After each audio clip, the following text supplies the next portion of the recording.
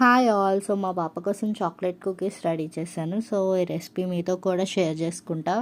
First melted butter తీసుకొని బాగా beat చేసుకున్నాక దాంట్లో పౌడర్డ్ షుగర్ యాడ్ చేసుకోవాలి. నెక్స్ట్ 1 ఎగ్ బీట్ చేసుకొని వేసుకోవాలి. Half tablespoon vanilla essence, 1 cup of maida వేసుకోవాలి. Half cup of cocoa powder కూడా యాడ్ చేసుకోండి.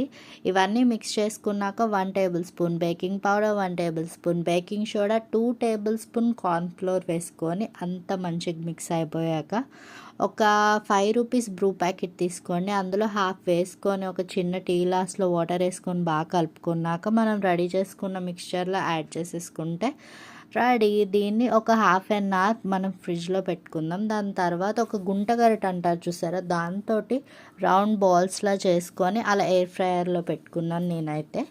సో 180 డిగ్రీస్ టెంపరేచర్లో పెట్టుకొని మనం 12 మినిట్స్ టైం అనేది సెట్ చేసుకోవాలి.